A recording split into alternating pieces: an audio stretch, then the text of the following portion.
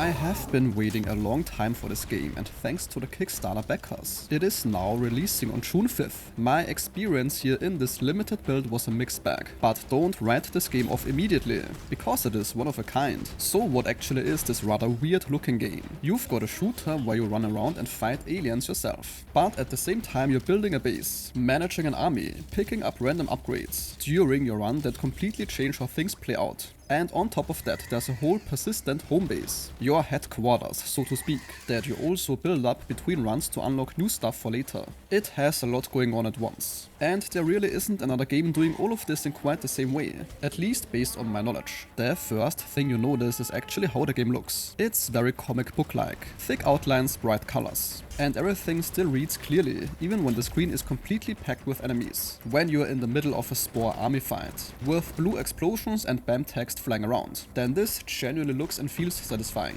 The different commanders also bring completely different visual environments. One map is a purple alien world full of fungal plants and spider-like creatures. Another one looks like a green forest, with humanoid troops and fortified walls. The game has 10 commanders to choose from, and picking one is the most important decision you make before a run. For example, the defense master builds walls, traps and turrets, and starts with a strong fortified base. The clone master focuses on sheer numbers of soldiers. The AI Overmind runs fully automated robots. There's even a short monk looking character called the Ether Templar, who buffs your stuff through rituals. Like a wrench so tight. Check it, we about to wreck it. Clench the mic like a wrench so tight.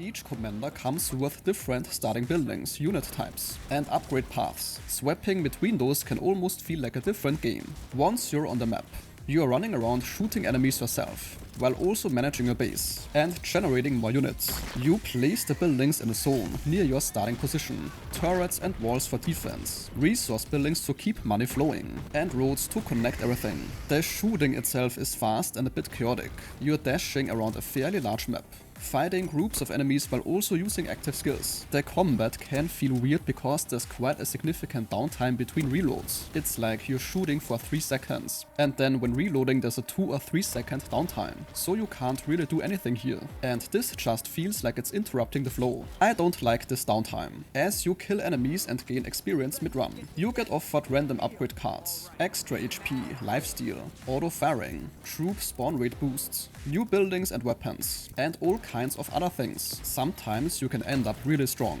stacking lifesteal until damage barely matters, or piling up so many troop upgrades that your army is doing almost all the work, while you just run around collecting things. This kind of snowballing is where the game gets genuinely fun. The game also has accessories and equipment you can find on the map that add passive bonuses. At some point, the enemy lord shows up as a kind of boss. You can rush them directly, let your troops handle it, or outlast them with a solid defensive setup. Either way, it wraps up fairly quickly once they appear.